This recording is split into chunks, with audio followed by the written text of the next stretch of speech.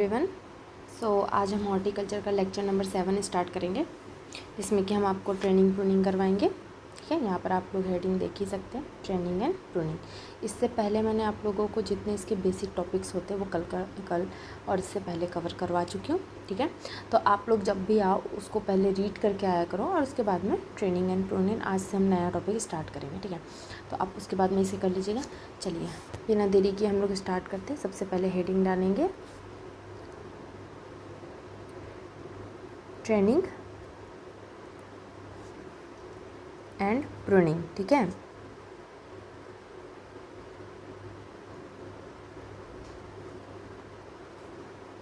ठीक है, ये ट्रेनिंग एंड प्रूनिंग है। तो सबसे पहले ट्रेनिंग एंड प्रूनिंग में हम पढ़ेंगे क्या, ट्रेनिंग। तो सबसे पहले मैं आपको बताऊंगी ट्रेनिंग क्या होती है। ट्रेनिंग वही होती है जिसमें कि आप लोग किसी प्लांट को एक डिज़ायर शेप देते हैं। ठीक है, ट्रेनिंग में हम लोग क्या करते हैं कि जो भी एक प्लांट है, ठीक है, उसे हमें एक डिज़ायरली शेप देना पड़ता है, उसे कहा जाता है ट्रेनिंग। ठीक है, और जो प्लांट को डिज़ायरेबल शेप जो दिया जाता है वो उसके नर्सरी स्टेज से ही दिया जाता है। ट्रेनिंग में ये होता है। और ट्रेनिंग मोस्टली ग्रेप, वाइन, बेर, फिग, गुआवा, एप्पल और भी कुछ प्लांट्स होते हैं, फ्रूट्स प्लांट्स, उनमें की जाती है। ठीक है, तो चलिए सबसे पहले ट्रेनिंग स्टार्ट करने से पहले मैं ट्रेनिंग में आपको प्लांट्स के पार्ट्स के बारे में कुछ बता देती हूँ, जो कि बेसिक है, आप लोगों को पता होना चाहिए। अगर वो पता रहेगा तो आप लोगों को आगे चल के ईजी होगा समझने में सब चीज़। ठीक है, तो चलिए सबसे पहले हम बना लेते हैं एक प्लांट।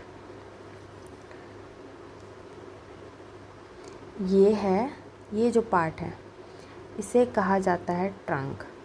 ठीक है, ये है स्टीम। ठीक है, स्टीम को कहा जाता है क्या, स्टीम को कहा जाता है ट्रंक। जो कि आपके यहाँ से, जो कि आपकी जड़ों को पकड़ के जो भी निकलता है सबसे पहला, उसे कहा जाता है, इस पार्ट को कहा जाता है ट्रंक। ठीक है, उसके बाद में ट्रंक से सबसे पहली जो ब्रांच निकलती है, ट्रंक से ये जो जैसे ये ब्रांचेज निकल रही है,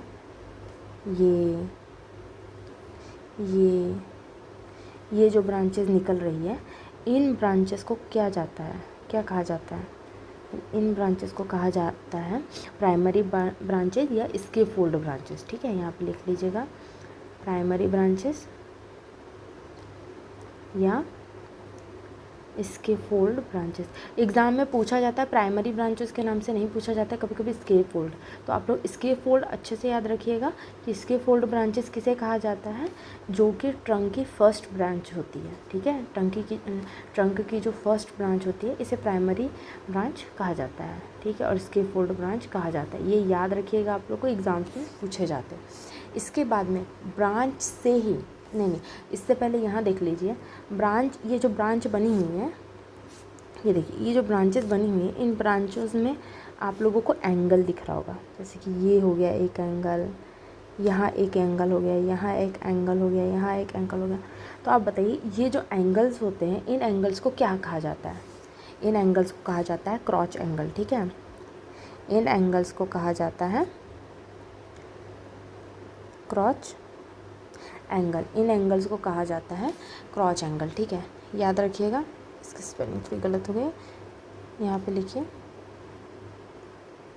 इस एंगल को कहा जाता है, ये एंगल होते हैं। ठीक है, और एक चीज़ इसमें मेन पॉइंट यहाँ नोट कर लीजिएगा, एंगल जो होती है वो हमेशा क्या होती है, वाइड होनी चाहिए। ठीक है, अगर वाइड एंगल है तो वो ज़्यादा सही रहती है, नैरो एंगल नहीं होनी चाहिए, मतलब कि एंगल जो है वो फैली हुई होनी चाहिए, ज़्यादा छोटी या पतली एंगल नहीं होनी चाहिए। ठीक है, क्योंकि वाइड एंगल रहेंगी तो न्यूट्रिशन और वाटर्स के लिए ट्रांसपोर्टेशन आसान होगा, और अगर नैरो एंगल होगी तो वो मुश्किल हो सकता है। ठीक है, तो ये टॉपिक्स आप ज़रूर याद रखिएगा, मैंने बोल दिया है, आप यहाँ पर नोट कर लीजिएगा अपने नोट्स में। उसके बाद में क्या होता है कि ये जो आपका ट्रंक है, ये जो आपके ट्रंक में एक ऐसी ब्रांचेस निकलती है। ठीक है, यहाँ से जो छोटी ब्रांचेस निकलती हैं, इन ब्रांचेस को क्या कहा जाता है, इन ब्रांचेस को कहा जाता है वाटर स्प्राउट। क्या कहा जाता है, वाटर स्प्राउट। ठीक है, इन ब्रांचेस को कहा जाता है वाटर स्प्राउट। लिख लीजिएगा। जो यहाँ से ये छोटी छोटी ब्रांचेस निकल रही हैं इन्हें वाटर स्प्राउट कहा जाता है।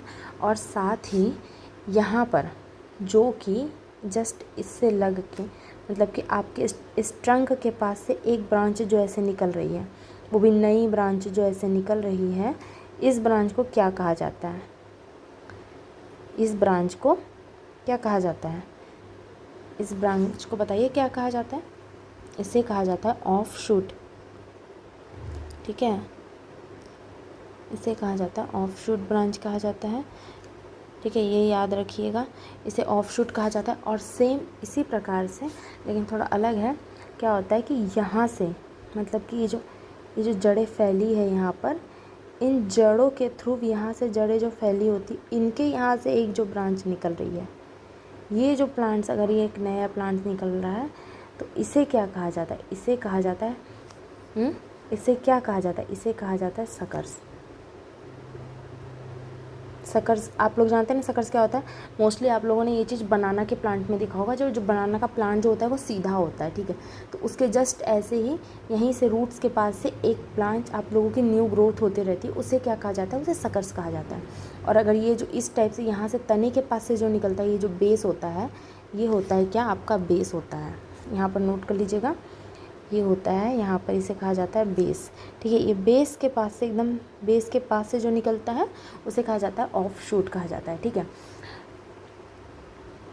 और यहाँ पर जो आपकी ब्रांचेस निकली हुई है, इन्हीं ब्रांचेस में एक और ब्रांच का निकलना क्या कहलाता है? Tertiary branch. जैसे कि ये आपकी प्राइमरी ब्रांच निकली है, तो इसी प्राइमरी ब्रांच में जैसे कि ये इस ब्रांच का ये ऐसे निकलना क्या कहलाता है? टर्सरी ब्रांचेस या सेकेंडरी ब्रांचेस। यहाँ पे लिख लीजिए। ठीक है, सेकेंडरी या टर्सरी, सेकेंडरी या टर्सरी ब्रांचेस। टर्सरी ब्रांचेस किसे कहा जाती है? जो कि प्राइमरी ब्रांचेस से ग्रो होती है। याद रखिएगा, टर्सरी ब्रांचेस किसे कहा जाती है? किसे कहते हैं? जो प्राइमरी ब्रांचेस से ग्रो होती है। और प्राइमरी ब्रांचेस और इसके फोल्ड ब्रांचेस किसे कहते हैं? जो कि ट्रंक से निकलती है, जो कि फर्स्ट निकलती है, उसे कहा जाता है प्राइमरी और इसके फोल्ड ब्रांचेस। ट्रंक किसे कहा जाता है? पूरा जो जिस पे सारी ब्रांचेस प्लांट्स सब निकलते हैं उसे ट्रंक कहा जाता है, जिसके थ्रू वो पेड़ खड़ा रहता है। ठीक है, और साथ ही साथ जहाँ से फर्स्ट ब्रांच निकलती है, जैसे कि यहाँ से मान लो कि फर्स्ट ब्रांच कहाँ से निकल रही है? ये है, ये फर्स्ट ब्रांच से निकल रही है। ठीक है, तो इस भाग को क्या कहा जाएगा? हेड। नोट कर लीजिए, ये भी याद रखिएगा, ये पूछा जाता है कि जिस भाग से फर्स्ट ब्रांच निकल रही है उस भाग को क्या कहा जाता है? हेड। याद रखिएगा। ठीक है, और ये जो अपर पर्सन है, ये अपर पोर्शन जो होता है यहाँ पर सबसे ऊपर वाला पोर्शन, इसे कहा जाता है लीडर। ठीक है, इसे कहा जाता है लीडर। ठीक है, और उसके बाद में ये जो ब्रांचेस निकली होती हैं, इन ब्रांचेस में ये जो हल्की हल्की स्प्राउटिंग होती है, इसे क्या कहा जाता है? स्पर। क्या कहा जाता है इसे? स्पर। स्प्राउटिंग बर्ड जिसे कहा जाता है, इसे स्पर के नाम से कहा जाता है। और लिख लीजिएगा ब्रैकेट में, स्प्राउटिंग बर्ड। अपन लोग स्प्राउटिंग नहीं, फ्रूटिंग बर्ड। ठीक है, फ्रूटिंग बर्ड। अपन लोग ज़्यादातर क्या जानते हैं? फ्लावर्स निकलने वाले, उसके पहले जो बर्ड यहाँ पर छोटे छोटे बर्ड्स जो निकलते हैं, ठीक है, उन्हें कहा जाता है फ्रूटिंग बर्ड या फिर स्पर। याद रखिएगा, इसे मैंने आप लोग को बता दिया है। देखिए, मोस्टली सब चीज़ें मैंने आप लोग को बता दी है। सबसे पहले आप लोगों की जो एक स्टेम, जो लंबी स्टेम खड़ी होती है, उसे क्या कहा जाता है? ट्रंक। उसे कहा जाता है ट्रंक। ठीक है, ट्रंक से सबसे पहली जो ब्रांच निकलती है उसे कहा जाता है प्राइमरी या इसके फोल्ड ब्रांचेस। प्राइमरी और इसके फोल्ड ब्रांचेस जहाँ से निकलती है उस भाग को कहा जाता है हेड। ठीक है, प्राइमरी ब्रांच से फिर एक और ब्रांच का निकलना क्या होता है? टर्सरी ब्रांच होता है। ठीक है, जिसे सेकेंडरी भी ब्रांच कहा जाता है। ठीक है, और इन्हीं ब्रांचों के बीच में एक एक एंगल बनते हैं। ठीक है, जो कि एंगल का आप लोग को शाइन देते हैं, उसे कहा जाता है क्रॉच एंगल। ठीक है, याद रखिएगा, क्रॉच एंगल वाइड होना चाहिए, नैरो नहीं होना चाहिए। ठीक है, और अगर पूछेंगे कि नैरो क्यों नहीं होना चाहिए, तो दिक्कत यह है कि अगर वो नैरो होती है, ज़्यादा छोटी होती है, तो न्यूट्रिशन और वाटर का ट्रांसपोर्टेशन रुक जाता है या कम हो जाता है। ठीक है, साथ ही साथ सबसे नीचे जो बेस होता है, वहाँ से अगर एक ब्रांच जो निकल रही है उसे कहा जाता है ऑफ शूट कहा जाता है। और अगर थोड़ा सा हट के रूट्स से एक नई ब्रांच अगर ग्रो कर रही है उसे कहा जाता है सकर्स। ठीक है, याद रखिएगा, मैंने आप लोग को सब चीज़ बता दिया। यहाँ पे जो एक्स्ट्रा छोटी छोटी ब्रांचेज होती है उसे वाटर स्प्राउट कहा जाता है, ये भी याद रखिएगा।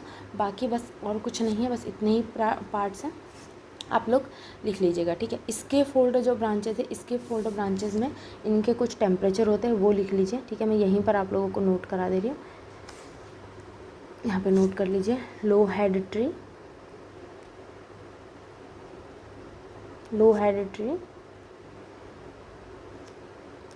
इसमें 0.7 से 0.9 मीटर होना चाहिए इसका जो ये दूरी होती है, इनकी ये जो दूरी होती है, ठीक है, ये 0.7 से 0.9 मीटर की होनी चाहिए हाई हेड ट्री।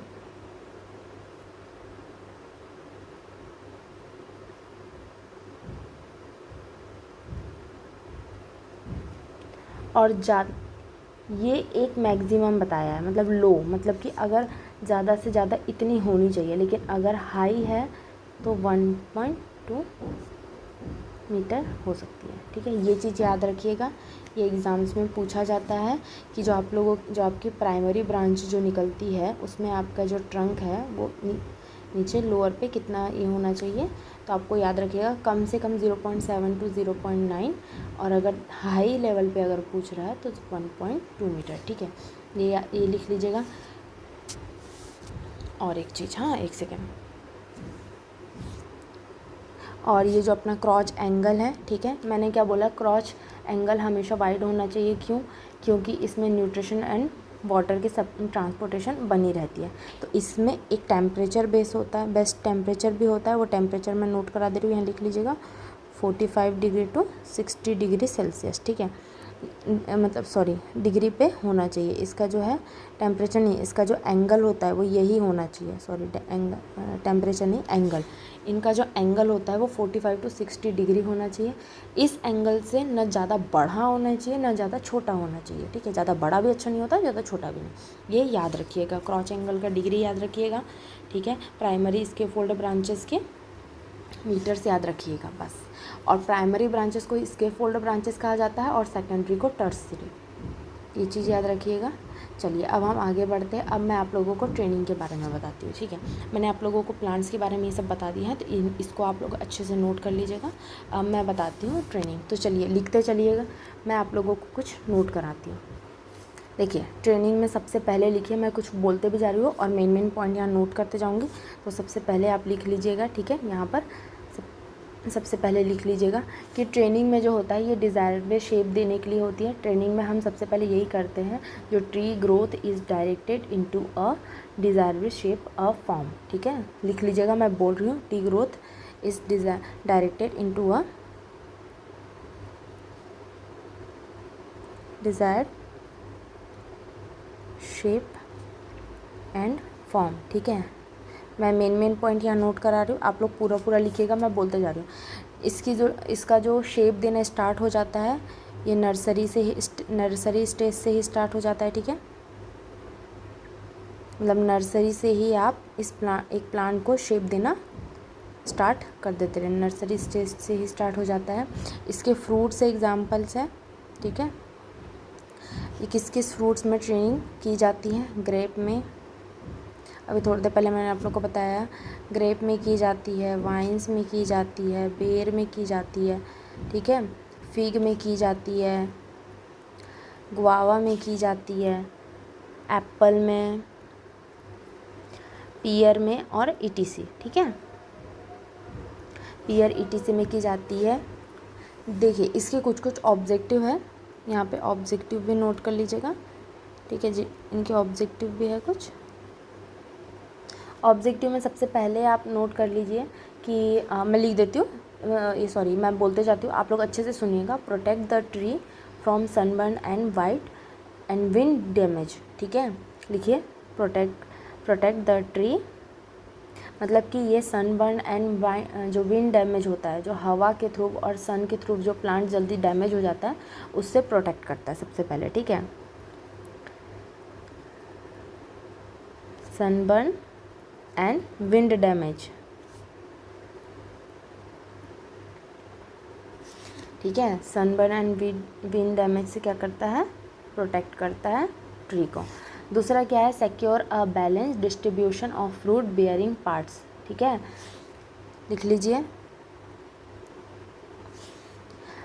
एक बैलेंस सिक्योर करता है। ठीक है, जो फ्रूट डिस्ट्रीब्यूशन में होता है उसके पार्ट्स के लिए एक बैलेंस सिक्योर करता है ये। ठीक है,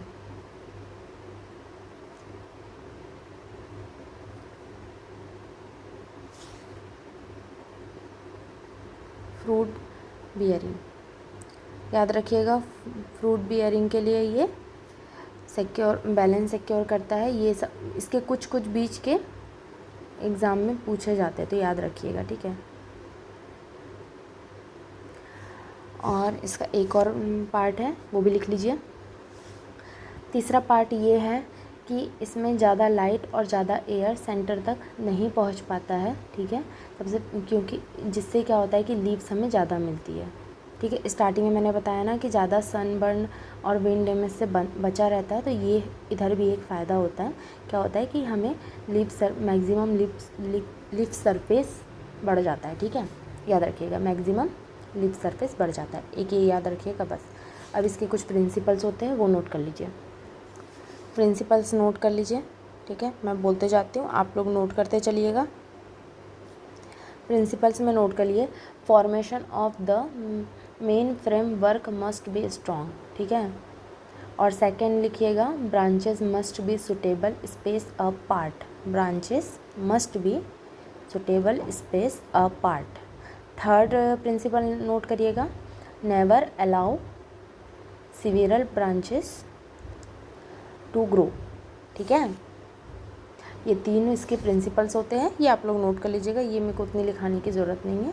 चलिए, अब मैं इसके आगे आप लोगों को नोट कराती हूँ, ट्रेनिंग ऑन द, एक सेकेंड,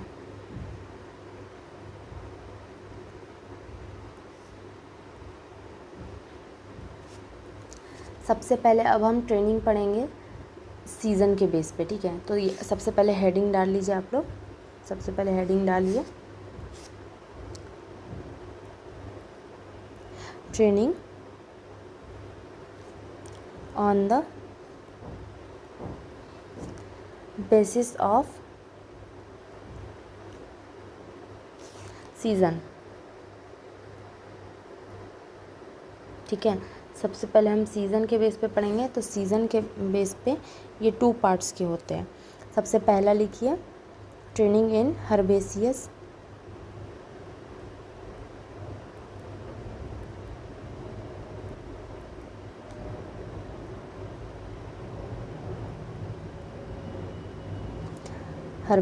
एनुअल एंड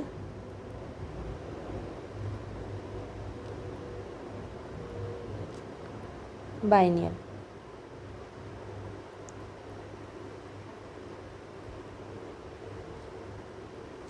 ठीक है, और सेकंड लिखिए,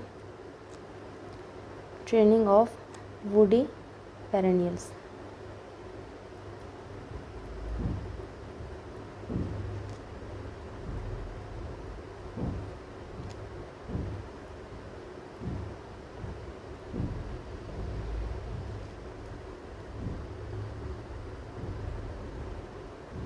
ठीक है, ट्रेनिंग ऑफ, फर्स्ट है training in herbaceous annual and biennial training, और सेकंड है ट्रेनिंग ऑफ वुडी पेरेनियल्स। ठीक है, इसमें दो छोटे छोटे कुछ पॉइंट्स हैं, सबसे पहले आप लोग वो नोट कर लीजिए, या नोट कर लीजिए स्टॉकिंग।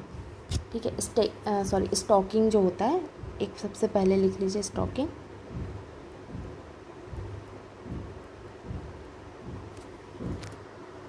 स्टॉकिंग हम कब करते हैं, जब हमें प्लांट को सपोर्ट देना होता है। ठीक है, ये याद रखिएगा, स्टॉकिंग कब किया जाता है, प्लांट सपोर्ट, जब हमें प्लांट को सपोर्ट देना होता है तब, प्लांट सपोर्टिंग। साथ ही साथ इसके बाद में क्या होता है, इसके बाद में होती है निपिंग। देखिए, ये दोनों पॉइंट्स ऐसे ही एग्ज़ाम में आपको पूछे जाते हैं, ऐसे नहीं कि एंट्रेंस एग्ज़ाम में ही पूछे जाते, इतना छोटा पॉइंट है, तो ये आप लोगों को AFO में, ठीक है, FCI में, IFCO AGT में ये पूछे जाते हैं, तो याद रखिएगा। और अभी आ रहा है इसमें लिखिए रिमूव एपिकल बर्ड लिखिए। देखिए और अभी क्या है कि इसको की एग्ज़ाम है 8 तारीख को, आप लोग को पता ही होगा, तो उसके लिए भी ये सब याद रखिएगा अच्छे से। मैंने जैसे आपको कल क्वेश्चंस कुछ कराए थे वैसे ही मैं कोशिश करूँगी कि 2-3 तारीख से पहले, 3-4 तारीख से पहले मैं आपको कुछ और क्वेश्चंस करवाऊँ, ठीक है। मेरी फुल कोशिश रहेगी कि मैं एक क्वेश्चन की सीरीज़ आपके लिए अपलोड करवा दूँगी, ठीक है। और यहाँ पर ट्रेनिंग एंड वुडी पेरेनियल में लिखिए डी शूटिंग, ठीक है। डी शूटिंग तब की जाती है जब हमें अनवांटेड शूट्स को रिमूव करना होता है, ठीक है। रिमूव अनवांटेड शूट,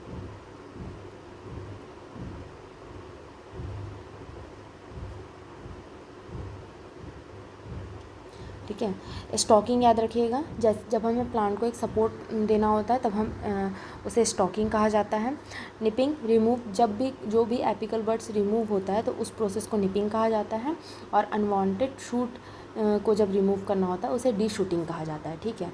चलिए इसके बाद में अब मैं इसके अंदर के कुछ टॉपिक्स होते हैं मैं वो आपको नोट कराते चलती हूँ, चलिए, और समझाते चलती हूँ। तो ये सबसे पहला यहाँ पर लिख लीजिएगा सेंट्रल लीडर सिस्टम। इसके कुछ सिस्टम्स होते हैं वो आप पहले पढ़ लीजिए, ठीक है। सबसे पहला है सेंट्रल लीडर सिस्टम, हेडिंग डालिएगा।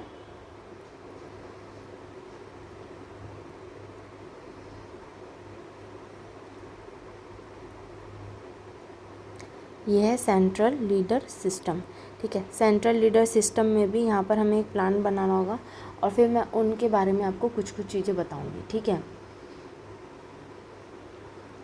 सबसे पहले तो इसमें कम से कम आप लोगों को 8 से 9 पॉइंट्स है जो पढ़ने होते हैं, जैसे कि फर्स्ट ब्रांच के बारे में पढ़ना होता है, फिर ब्रांच टू ब्रांच जो डिस्टेंस होती है उनके बारे में, ठीक है। उसके बाद में थर्ड जो है जो फ्रूटिंग होती है वो फ्रूटिंग के बारे में, ठीक है। इसके कुछ होते हैं, मैं आप लोग को नोट करा दे रही हूँ, आप वो लिख लीजिए। जैसे कि इसके सिर्फ मेन पॉइंट्स ही आप याद रखिए, ज़्यादा आपको याद नहीं रखना है। तो पहला आप लोग नोट करिए, पहला लिख लीजिए फर्स्ट ब्रांच।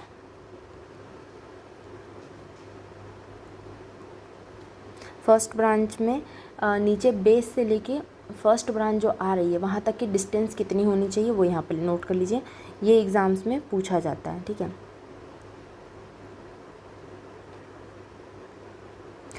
कितनी होनी चाहिए 40 to 45 सेंटीमीटर, याद रखिएगा।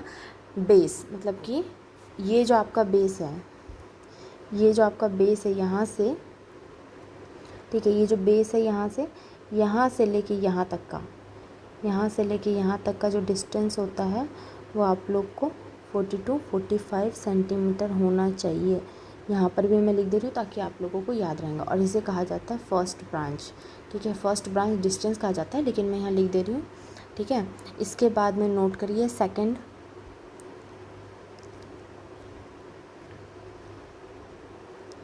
इसमें होता है first branch to second branch, मैं ब्रांच टू ब्रांच लिख दे रही हूँ।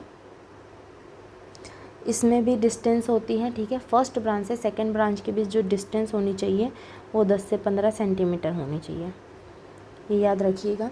इसके बाद में थर्ड लिखिए, थर्ड होता है फ्रूटिंग नियर द टॉप, जो टॉप में फ्रूटिंग,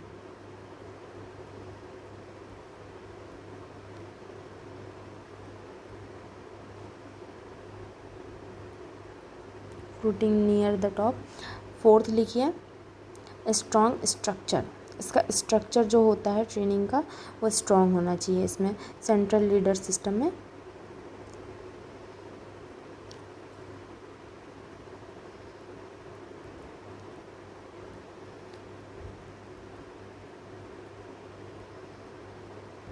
ठीक है, इसके बाद में लिखिए डिफ़िकल्ट टू प्रूनिंग स्प्रे,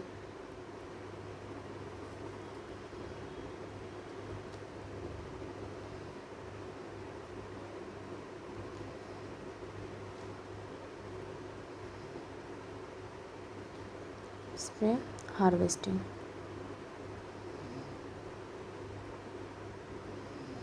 ये याद रखिएगा। इसके बाद में सिक्स्थ लिखिए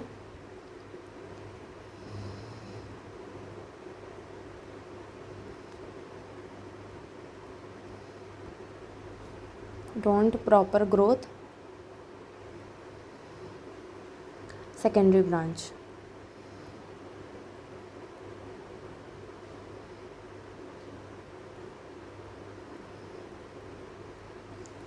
सेवंथ लिखिए unproductive lower branches.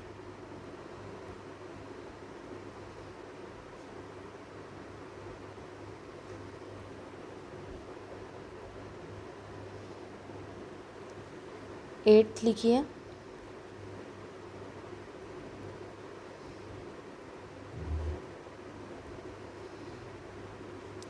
Central leader branches are allowed to grow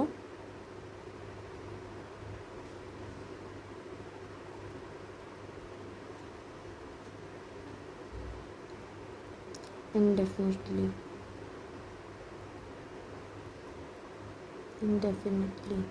ठीक है, ये हो गए इसके 8 पॉइंट। एक और पॉइंट है वो भी नोट कर लीजिए। 9th लोअर ब्रांचेज आर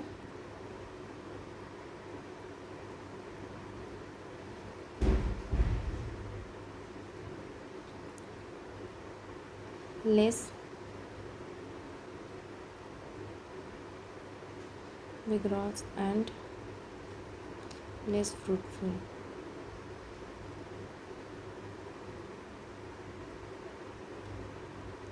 देखिए, अगर आप लोगों को मेरी राइटिंग में या कोई भी इसमें कोई दिक्कत होती तो आप लोग प्लीज़ मुझे बता दीजिएगा, ठीक है। मैं उसे सुधारने की कोशिश करूँगी। ये हो गए इसके 9 पॉइंट्स होते हैं, ठीक है। फर्स्ट क्या है, मैंने आपको फर्स्ट और सेकंड मेन है, मैंने आप लोगों को यहाँ स्टार कर देती हूँ ताकि आप लोग को याद रहे कि फर्स्ट सेकंड इम्पॉर्टेंट ब्रांच है। बाकी टॉपिक पे आप याद रखिएगा, ठीक है। चलिए, इसके बाद में एक है ओपन सेंट्रल सिस्टम। यहाँ हेडिंग डालिए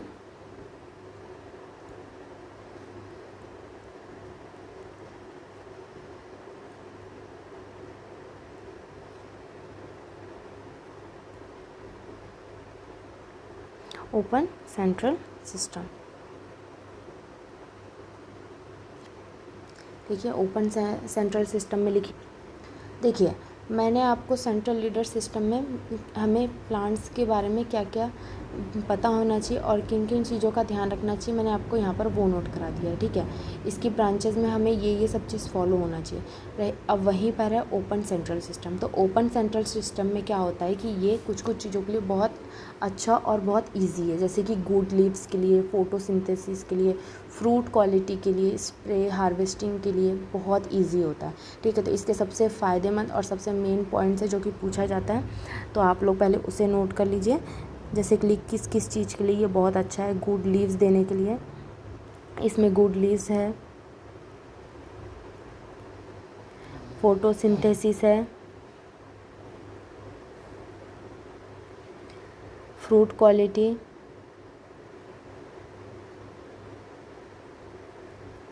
ठीक है, fruit quality, spray and harvesting.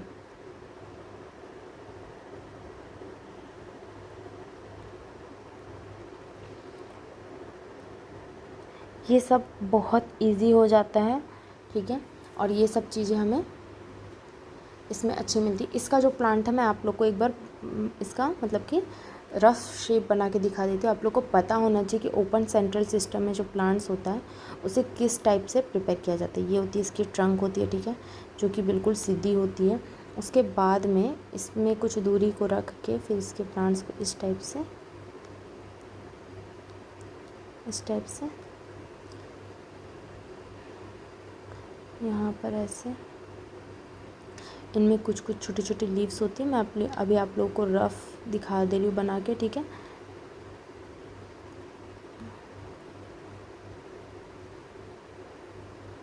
ठीक है, इसका जो शेप होता है वो बिल्कुल इस टाइप से होता है।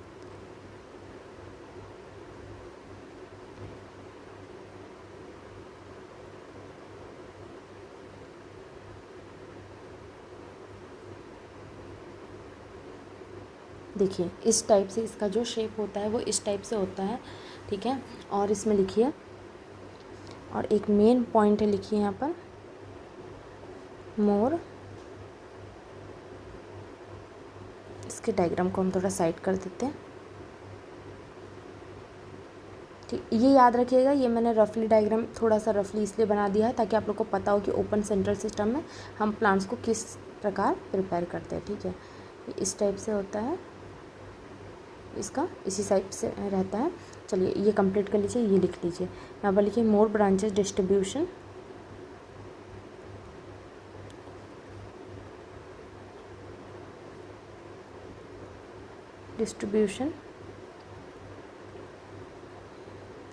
Better fruit colour.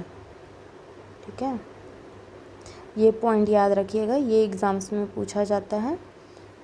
ठीक है, ये याद रखिएगा, ये पूछा जाता है। देखिए मैं इनमें आप लोगों को ज़्यादा डीपली नहीं पढ़ा रही हूँ, मेन जो टॉपिक्स है, मेन जो ब्रांचेस है वही मैं आप लोगों को नोट करा रही हूँ। अगर आप लोग को ज़्यादा डीपली पढ़ना है, ज़्यादा इसमें ही रहना है, तो बाद में मैं आप लोगों को लास्ट में एक नोट्स प्रोवाइड कर दूँगी जिसमें कि सारा आप लोग को डीपली रखना होगा। AFO में, इस सब में, बाकी सभी एग्ज़ाम्स में इतना ज़्यादा डीपली नहीं पूछा जाता, बस आप लोग को मेन याद रखना है। मैं आपको यहाँ पर हर एग्ज़ाम के मुताबिक जहाँ जो पूछा जाता है वो पढ़ा रही हूँ। ठीक है, इसके बाद में एक और लिखिए सिस्टम है, इसके बाद में है मॉडिफाइड लीडर सिस्टम। नोट करिए,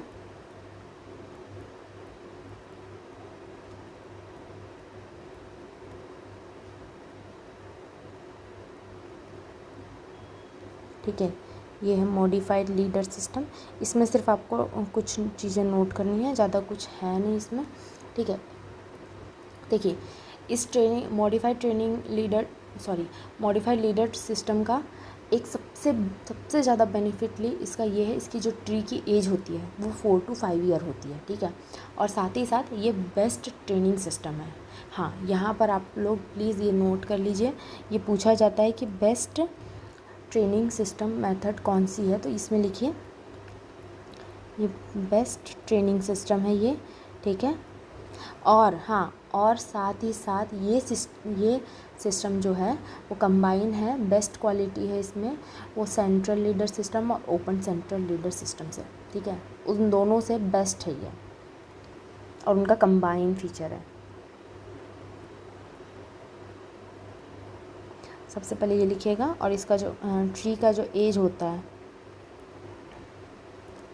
इसके ट्री की जो एज होती है वो 4 to 5 ईयर्स की होती है। ठीक है, इसके बाद में लिख लीजिए मोस्ट असेस्टेबल ट्रेनिंग। ठीक है, लिखिए मोस्ट असेस्टेबल ट्रेनिंग।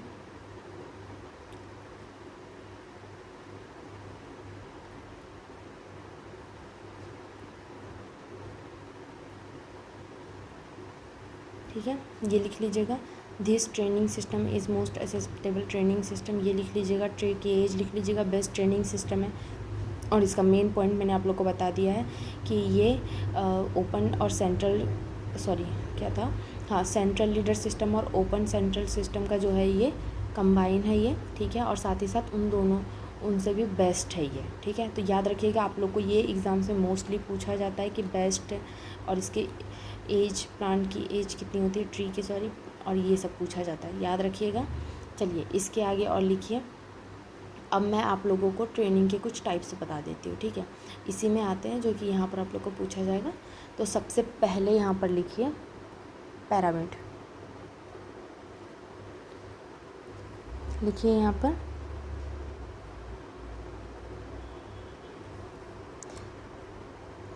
पैरामिड। देख के आप लोग समझ गए होंगे कि मैं किस चीज़ के बारे में अब बताने वाली हूँ आप लोगों को। और अगर आप लोग नहीं समझे हो तो मैं बता दूँ, पैरामिड में जो ट्री होता है वो सेम क्रिसमस ट्री होता है। ठीक है, जी हाँ, यहाँ पे लिखिए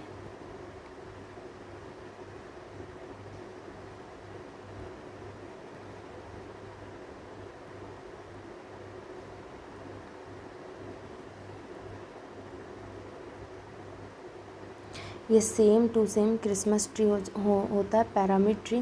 देखिए अब मैं आप लोगों को कुछ चीज़ों के डायग्राम्स के थ्रू समझाऊंगी, तो इनको याद रखिएगा। पैरामिड ट्री कैसा होता है, मतलब कि ये यहाँ से फिर इसका ये शेप होता है। ठीक है, इसका ये ट्रंक होता है और इसका जो शेप होता है ये इस टाइप से, नहीं सॉरी ये ऐसे नहीं, ये यहाँ से ऐसे। आप लोगों ने देखा होगा जो क्रिसमस ट्री आता है वो ऐसे ही बना होता है ना, तो बस उसे ही पिरामिड कहा जाता है। तो अब यहाँ पर याद रखिएगा ये चीज़, ठीक है। मैंने यहाँ पर बना दिया है, और इसकी जो यहाँ से इतनी जो ये इसकी डिस्टेंस होती है, ठीक है, मैं बता देती हूँ। यहाँ से जो यहाँ से इतनी इसकी जो डिस्टेंस होती है, ये डिस्टेंस पूछा जाता है। ये डिस्टेंस याद रखिएगा। पिरामिड में प्लांट्स बेस से लेके फर्स्ट ब्रांच की जो डिस्टेंस रखी जाती है 20 सेंटीमीटर रखी जाती है। ये चीज़ पूछा जाता है। यहाँ पर ये स्टार पॉइंट है, याद रखिएगा। चलिए अब मैं आप लोगों को एक मेन पॉइंट पढ़ाती हूँ, वाइन, ठीक है।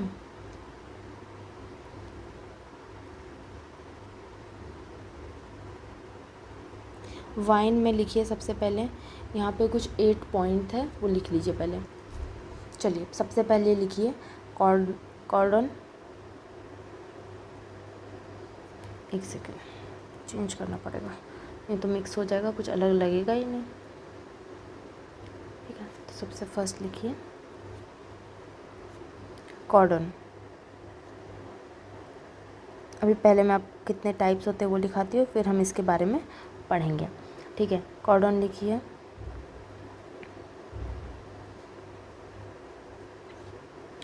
फिफ्थ लिखिए टेलीफोन।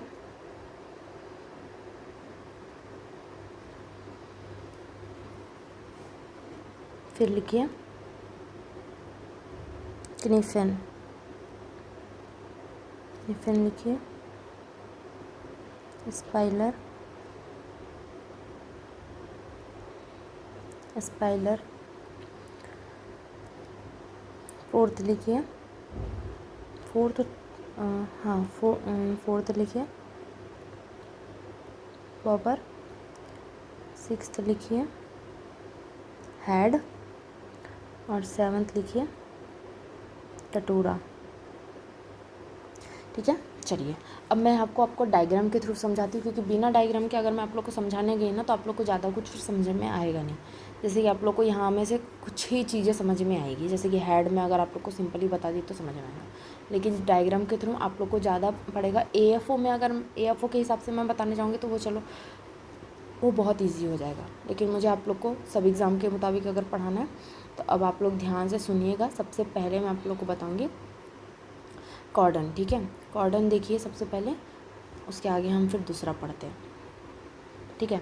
तो कॉर्डन में क्या होता है, कॉर्डन देखिए, कॉर्डन कैसा बनता है कॉर्डन ये याद रखिएगा। कॉर्डन जो है वो जो प्रोसेस मैं आप लोगों को अभी बताने जा रही हूँ वो मोस्टली ग्रेप प्लांट में की जाती है, ठीक है।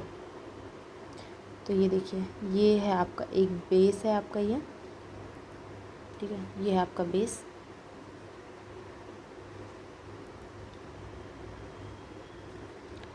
और ये है आपका ट्रंक, ठीक है। ये जो आपका ट्रंक है, ये आपका ट्रंक है, ठीक है, जहाँ से ब्रांचेस निकल रही है। ऐसा नहीं कि इसमें से ब्रांचेस नहीं निकल रही है, इसमें से ब्रांचेस निकल रही है, ठीक है, ठीक है। अब यहाँ पर आपने वो सुना है, मतलब कि पुराने इसमें घरों पे जब सब्जियाँ लगाई जाती है, ठीक है, जब सब्जियाँ लगाई जाती है तो उन्हें एक सहारा देने के लिए एक ऐसे बनाया जाता है जिसे कहा जाता है बाड़ी। हम लोगों के यहाँ मतलब कि बाड़ी कहा जाता है, लेकिन अब आप लोग क्या पता नहीं, आप लोग बताएंगे क्या कहा जाता है। ऐसे सहारा देने के लिए ऐसे पोल्स लगाए जाते हैं, ठीक है। जैसे कि पोल्स लगाए जाते हैं, मतलब कि जैसे कि देखिए यहाँ पर इसे शिफ्ट कर दिया जाएगा, फिर यहाँ पर इसे फिट कर दिया जाएगा, यहाँ पे इसे ज़मीन में अच्छे से फिट कर दिया जाता है, सॉरी, ठीक है। ये ज़मीन में इसे यहाँ पर अच्छे से फिट कर दिया जाता है, इसे यहाँ अच्छे से फिट कर देंगे, और यहाँ पर इसे अच्छे से कनेक्ट कर देंगे, और यहाँ इसे अच्छे से कनेक्ट कर देंगे, ठीक है। अब ये हमारा ये लग गया है 1 पोल। तो 1 पोल लग गया, यहाँ पर छोटी छोटी ब्रांचेस भी होती है, ऐसा नहीं कि यहाँ ब्रांचेस नहीं होती हैं, यहाँ ब्रांचेस होती है। इसको 2 नाम से कहा जाता है, कॉर्डन को दो नाम से कहा जाता है, और इसके 2 नाम से ये है, एक है तो होता है सिंगल कॉर्डन और एक होता है डबल कॉर्डन सिस्टम। तो चलिए यहाँ पर लिखिए, ठीक है, मैं आप लोग को बता दे रही हूँ, हो जा भाई, ठीक है। यहाँ पे लिखिए यहाँ पे लिखिए सिंगल कॉर्डन सिस्टम, ठीक है। सिस्टम अंदर आप लोग लिख लीजिएगा। और यहीं पर लिखा जाता है ये, अगर ये वाला भाग है, सिर्फ ये वाला भाग है, इसे कहा जाएगा सिंगल कॉर्डन सिस्टम। और अगर ये दोनों भागों को लिया गया तो इसे कहा जाएगा डबल कॉर्डन सिस्टम, ठीक है। डबल कॉर्डन सिस्टम, ठीक है। चलिए लीजिए, लिख देते हैं हम यहाँ पर। ये हुआ कॉर्डन। अब इसी में मैं आप लोगों को समझाऊंगी क्निफन, ठीक है। अब यहाँ से जब प्लांट हमारा जब आगे बढ़ते जाता है तो हमें इसे थोड़ा सा हाई करना पड़ता है कि नहीं। तो बस यहाँ पर हमें क्या करना है, हमें अपने पोल्स को थोड़ा आगे एक एक कुछ पॉइंट्स ऊपर करना है, ठीक है। फिर यहाँ पर हमें एक और सहारा बनाना होगा, ठीक है। इसे हमने अच्छे से मजबूती से कर दिया। अब इसके बाद में इसकी ब्रांचेस जो है वो आगे बढ़ रही है, ठीक है। ये ब्रांचेस जो है वो आगे बढ़ रही है और फिर ये ब्रांचेस फिर से इस टाइप से ये फैलेगी। इसे कहा जाता है क्निफन। अब क्निफन में एक और है 4 कैन सिस्टम। अब आप बोलोगे मैम 4 कैन सिस्टम क्यों? यहाँ पर अगर सिंगल सिंगल था तो लिख दिया सिंगल और डबल, ठीक है। 2 था तो डबल लिख दिया, 1 था तो सिंगल लिख दिया। अब यहाँ पर आएगा क्या, 4 कैन सिस्टम, क्योंकि यहाँ पर 1 2 3 4 है ना, 4, ये 4 है। तो यहाँ पर आएगा 4 कैन सिस्टम। तो इस भाग को हम कहेंगे, ठीक है, सिर्फ इस भाग को हम लोग क्या कहेंगे, मैं यहाँ पर आप लोग को लिखा देती हूँ। इस भाग को हम कहेंगे क्निफन,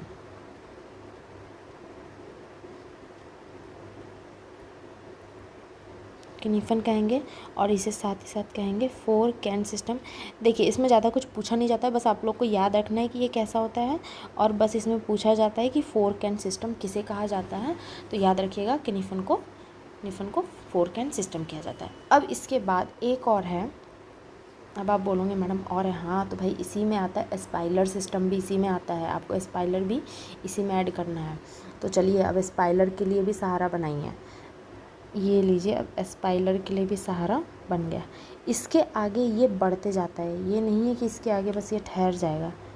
ये देखिए ये आ गया, स्पाइलर के लिए भी सिस्टम बन गया है।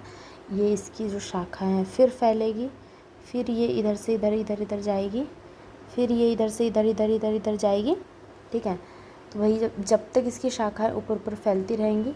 जैसे हम अब इसके आगे जब हमने कैन जोड़ना है तो उसे एक ही नाम दिया जाएगा, क्या, स्पाइलर सिस्टम। स्पाइलर सिस्टम एक ही प्लांट में किया जाता है। इसे हम दूसरे किसी, अगर ये सिर्फ ये वाला जो है इसे ग्रेप में कर सकते हैं, लेकिन स्पाइलर जो है वो सिर्फ एप्पल में किया जाता है। तो ये याद रखिएगा, ठीक है, ये याद रखिएगा। मैंने यहाँ पर आप लोग को ये कर दिया है। अब यहाँ पर लिखिए,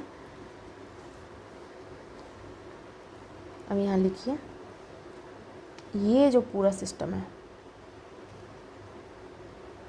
ठीक है, इस पूरे सिस्टम को कहते हैं क्या, स्प्लायर सिस्टम, स्प्लायर सिस्टम। और ये किया जाता है सिर्फ और सिर्फ एप्पल में। ये याद रखिएगा क्योंकि ये मोस्ट इम्पॉर्टेंट है। किसी दूसरे फ्रूट प्लांट में नहीं किया जाता है। ये पूछा जाता है, ये पूछा जाता है, ये पूछा जाता है कि कॉर्डन में मतलब कि सिंगल सिस्टम कब किया जाता है, डबल क्या, और ये पूछे ना पूछे, लेकिन ये और ये ज़रूर पूछा जाता है। मैंने आपको लिखा दिया है, याद रखिएगा। चलिए ठीक है, तो यहाँ मैंने आपको कॉर्डन बता दिया है। अब कॉर्डन को यहीं रहने देते हैं, या फिर मैं इसे कहूँ तो मैंने वैसे भी वीडियो में करके आपको बता ही दिया है, तो आप लोग तो समझ ही गए होंगे। तो चलिए हम इसको थोड़ा छोटा सेट करके यहाँ कर सकते हैं, नहीं कर सकते, तो चलिए यहाँ कर देते हैं, ठीक है। अब यहाँ मैं आप लोगों को बताऊँगी क्या, हेड, ठीक है। मैं यहाँ आप लोगों को हेड बताऊँगी, ठीक है। हेड में आप लोग यहाँ नोट करिए, यहाँ पर हेड नोट करिए। हेड में हम लोग जो हेड सिस्टम होता है वो क्या होता है, हेड सिस्टम के लिए हमें चाहिए पोल। मतलब कि एक कहते हैं ना, जो एक कभी कोई प्लांट होता है तो उस प्लांट को सहारा दिया जाता है, ठीक है। उस प्लांट को बगल में सहारा दिया जाता है और वो सहारे के थ्रू बढ़ता है फिर वो प्लांट। तो बस यहाँ पर वही सिस्टम करना है। देखिए, आप लोग को होप्स हो कि मेरी डायग्राम ज़रूर पसंद आई हो। ज़्यादा नहीं लेकिन थोड़ी बहुत अच्छी है ही। ठीक है, ये लीजिए, ये बन गया मेरा प्लांट। ठीक है, ये प्लांट्स मेरा बढ़ते गया और ये बढ़ने के साथ साथ इस पोल्स के साथ ये प्लांट इस टाइप से इसके सहारे ये बढ़ गया। तो इसे ही कहा जाता है हेड सिस्टम। हेड सिस्टम में क्या होता है कि ये इस प्लांट को इस प्रकार से उसके हेड से सहारा देता है। ठीक है, उसकी ब्रांचेस को सहारा देता है। ठीक है, ये हो गई कुछ इसकी छोटे मोटे इसके लीव्स या ब्रांचेस जो भी है। भाई क्यों कर रहे हो तुम परेशान यार, सीधे रहो। ठीक है, चलिए ये मैंने आप लोग को बता दिया। याद रखिएगा, ये है हेड सिस्टम। क्या है ये? हेड। ठीक है, कंफ्यूज बिल्कुल मत होइएगा, मैं यहाँ लिख देती हूँ। इसे कहा जाता है हेड सिस्टम। चलिए, मैंने आपको क्या क्या पढ़ा दिया ये बताइए पहले। मैंने आप लोगों को कॉर्डन पढ़ा दिया, निफन पढ़ा दिया, स्पाइलर पढ़ा दिया। ठीक है, ये पढ़ा दिया और उसके अंदर मैंने आप लोग को हेड बता दिया। अब मैं आप लोग को बताऊंगी टेलीफोन और फिर बताऊंगी टटूरा। ठीक है, इनमें थोड़ा टाइम लगता है इसलिए मैंने आप लोगों को पहले हेड बता दिया है। तो चलिए अब हम नेक्स्ट स्लाइड में करते हैं क्या, टेलीफोन। सबसे पहले आप लोग टेलीफोन जानिए कि टेलीफोन होता क्या है। ठीक है, टेलीफोन के लिए भी चलिए यहाँ पर भी एक ब्रांच करिए खड़ी। यहाँ पर भी ब्रांचेस को सहारा दिया ज़रूर जाता है, लेकिन वो थोड़े अलग तरीके से। ठीक है, यहाँ पर आप लोग अच्छे से देखिएगा, इसको बहुत अच्छे से और शांति से बनाना पड़ता है, नहीं तो आप लोग समझ नहीं पाओगे। चलिए, ये हो गई इसका, ये बेस हो गया यहाँ पर। ठीक है, ये बेस हो गया। अब इसके लिए पोल्स बनाएंगे पहले। इसके पोल्स के लिए सबसे पहले पोल्स के लिए इसके लिए क्या कहा जाए तो हम लोग लकड़ियाँ तैयार करेंगे पोल्स बनाने के लिए।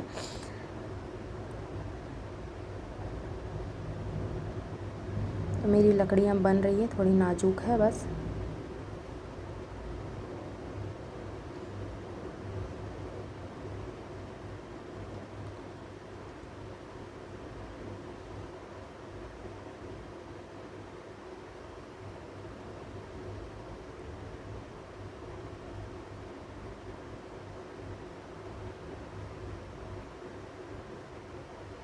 ठीक है, सो ये तैयार हो गया है। यहाँ पर इसे ज्वाइन कर देना है। ठीक है, यहाँ पर इस प्रकार से हमें इसे ज्वाइन कर देना है, याद रखिएगा। चलिए, अब इसकी ब्रांचेस को हमें फैलाना है। यहाँ से इसकी ब्रांचेस फैलेगी। जी हाँ, ये जो मैंने बनाया है ऐसा नहीं है कि यहाँ से क्या होगा, यहाँ से यहीं से इसकी ब्रांचेस फैलेगी। तो सबसे पहले जाएगी ये ब्रांच, ऊपर जाएगी। सबसे पहले ये ब्रांचेस हो गई। ठीक है, इसके बाद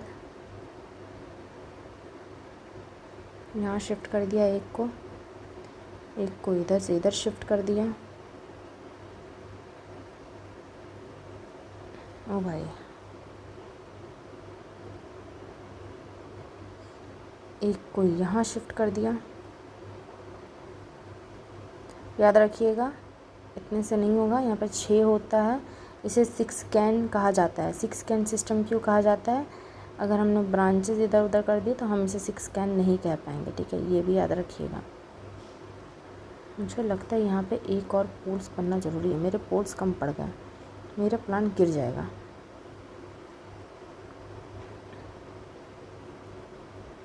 इसे यहाँ शिफ्ट किया जाए, इसे यहाँ। देखिए, तो ये हो गई मेरी 6 can branches, 6 can system telephone तैयार। ठीक है, तो यहाँ पर भी कुछ टॉपिक्स हैं, वो नोट कर लीजिए। देखिए, हमने इसे किस प्रकार से सहारा दिया। ये यहाँ पे ये जो ये है, ये कनेक्टेड है। ये हमने सहारे के लिए यहाँ पर तैयार किया है, ठीक है। यहाँ से इतना इतना हमने इसे कनेक्ट किया हुआ है, याद रखिएगा। ये इसे इस भाग को इस पेन से बताते हैं, इस भाग को क्या कहा जाता है? इस भाग को कहा जाता है हेड, ठीक है, ओवर हेड सिस्टम।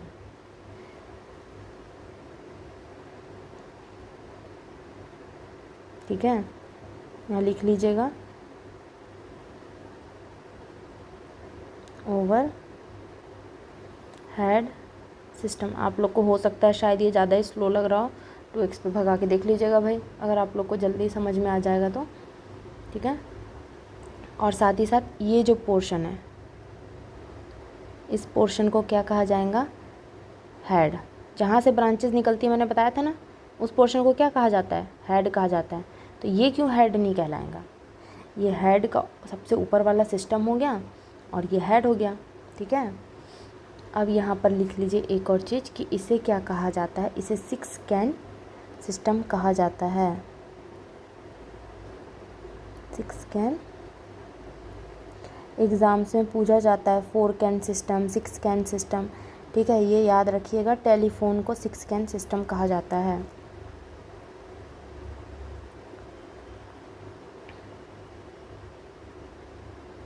ठीक है, ये हो गया आपका टेलीफोन, ठीक है। टेलीफोन मैंने आप लोगों को बता दिया है और साथ ही साथ मैंने आप लोगों को बाकी चीज़ें बता दी है। अब जो बचा है वो क्या है? टटूरा सिस्टम। तो सबसे पहले इसको हम, भाई तुम साइड हो जाओ,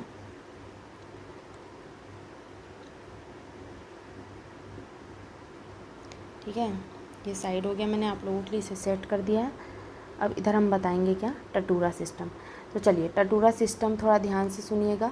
टटूरा सिस्टम को एक और नाम से क्या कहा जाता है? क्या नाम है उसका? Y tyres. वाई टायर्स समझे? नहीं, तो इसका थोड़ा अटपटा चीज़ है, चलिए मैं आप लोगों को बताती हूँ। इसमें क्या होता है, इसे वाई टायर्स इसलिए कहा जाता है क्योंकि इसमें वाई शेप दिया जाता है। ये जो है, ये जो वी शेप का मैं बना रही हूँ, ये अपने अर्थ से ऊपर है, ठीक है, अपने सॉइल से ऊपर है ये वाला भाग। ये भाग है सॉइल के नीचे, ठीक है, ये भाग सॉइल के नीचे है। मतलब कि आपका ये जो इतना, इसके नीचे जो पोर्शन होगा आपका, वो सॉइल से नीचे का पोर्शन होगा, ठीक है। ये पोर्शन जो आपका होगा सॉइल से नीचे का होगा और इतना जो पोर्शन होगा इसके बीच में ये सॉइल के ऊपर वाला पोर्शन होगा। तो ये आपका सॉइल के नीचे वाला पोर्शन है, ठीक है। देखिए ये आपका, चलिए ये आपका सॉइल हो गया, सॉइल के नीचे वाला पोर्शन इस टाइप से मैंने कर दिया है ताकि आप लोगों को इजी चले जानने में, ठीक है। और यहाँ मैं लिख भी देती हूँ सॉइल, ठीक है। ये सॉइल हो गया। अब यहाँ पर हम लगाएंगे प्लांट्स। देखिए यहाँ लगेंगे अब प्लांट्स, यहाँ पर लगेंगे प्लांट्स, ठीक है। ये लग गए यहाँ पे प्लांट्स, ठीक है। और इसे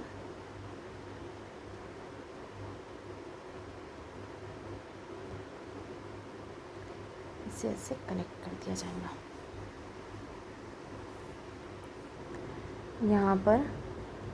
यहाँ पर इसके कनेक्टर्स होते हैं, क्योंकि ये जो सिस्टम है, ये सिस्टम मोस्टली अपनाया जाता है, ये इंडिया में नहीं अपनाया जाता। सबसे पहले आप लोग ये चीज़ नोट कर लीजिए, ये ज़रूर ये सिस्टम अब हम पढ़ते हैं, लेकिन टटूरा सिस्टम जो है वो इंडिया में नहीं अपनाया जाता है। ये सिस्टम अपनाया जाता है ऑस्ट्रेलिया में, और ये ऑस्ट्रेलिया ने ही इंडिया पे इंट्रोड्यूस किया हुआ है, ठीक है।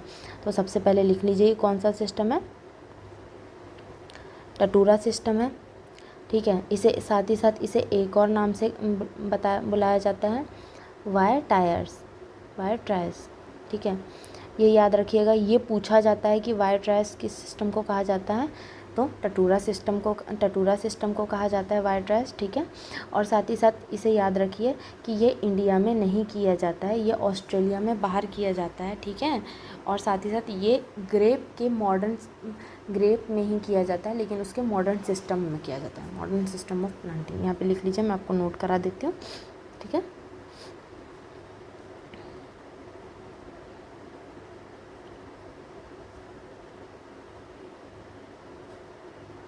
ये इंडिया में अप्लाई नहीं किया जाता है एग्ज़ाम्स में, लेकिन पूछा जाता है कभी कभार, तो याद रखिएगा, ये नहीं कि लगा दीजिएगा इंडिया करके, ठीक है। और इसका एक और पॉइंट है, इंडिया में इंट्रोड्यूस कब हुआ था, किसने किया था, ऑस्ट्रेलिया ने। याद रखिएगा, इंडिया में इंट्रोड्यूस ऑस्ट्रेलिया ने किया है, ठीक है। वी शेप मेन फ्रेमवर्क, ठीक है, sorry main framework, V shape का याद रखिएगा, वी शेप।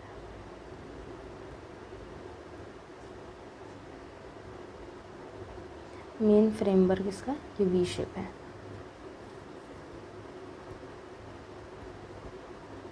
ठीक है। बस इसमें इतने ही पॉइंट्स आपको याद रखने हैं कि ये इंडिया में नहीं किया जाता है, ये मॉडर्न सिस्टम है, ये बाहर देशों में अप्लाई किया जाता है, यहाँ पर इसका कोई एप्लीकेशन नहीं किया जाता है, ठीक है। चलिए, ये हो गया आपका टटूरा सिस्टम। मैंने आप लोगों को टटूरा सिस्टम के बारे में बता दिया है, और मैंने आप लोगों को सिंगल कॉर्डन के बारे में बता दिया है, क्नेफन के बारे में बता दिया है, स्पाइलर के बारे में बता दिया है, ठीक है। याद रखिएगा, एस्पेलियर जो है होता है, ये सिर्फ एप्पल प्लांट्स में किया जाता है। याद रखिएगा, किसमें, सिर्फ और सिर्फ एप्पल में किया जाता है। और क्नीफन जो होते हैं वो 4 केन होते हैं, ठीक है। उसका दूसरा नाम क्या है, 4 केन है। और हेड सिस्टम याद रखिएगा, हेड सिस्टम का क्या काम होता है, इस प्रकार से इसको एक सहारा दिया जाता है पोल में, ठीक है, ये याद रखिएगा, ठीक है। और पैरामिड किसे कहा जाता है, पैरामिड में किस प्रकार के प्लांट्स को किया जाता है, और उसमें कितनी डिस्टेंस रखी जाती है लोअर ब्रांचेस के बीच में, याद रखिएगा, ठीक है। टटूरा भी मैंने बता दिया यहाँ पर। टेलीफोन याद रखिएगा, पूछा जाता है 6 केन किसे कहा जाता है, टेलीफोन को कहा जाता है, और टटूरा वायर टायर्स को कहा जाता है। और वी शेप भी टटूरा में ही आता है, जिसे मेन फ्रेमवर्क कहा जाता है, ठीक है।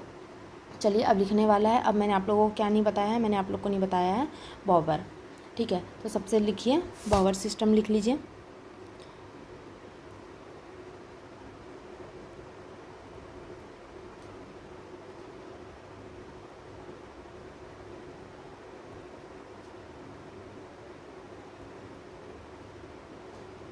इसे बॉवर सिस्टम कहा जाता है, ठीक है, इसे बॉवर सिस्टम कहा जाता है। इसमें सिर्फ एक ही पॉइंट आप लोग को नोट करना है, वो नोट करिए, ट्रेंड ऑन मंडप।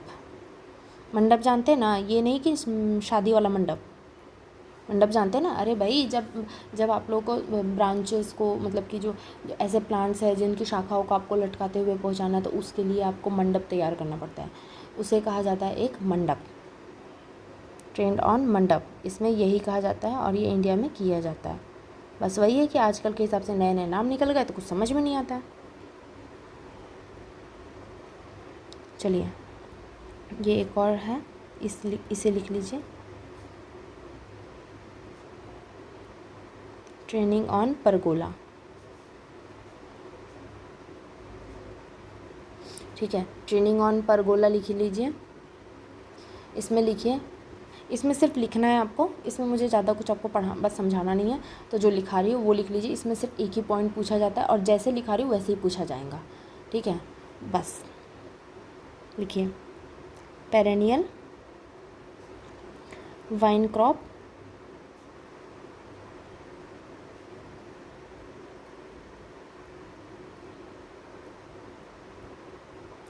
कॉमन क्रॉप लाइक्स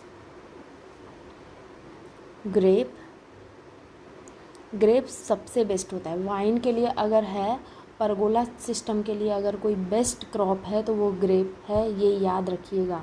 अगर वाइन क्रॉप में अगर पूछा जाए जिसमें परगोला सिस्टम अपनाया जाता है, तो वो कौन सा क्रॉप है, फ्रूट है, तो ग्रेप्स, याद रखिएगा। ये पूछा जाता है एग्ज़ाम पे। लीजिए, मैंने इसे स्टार मार्क कर दिया है, इसके बाद लिखिए पैशन फ्रूट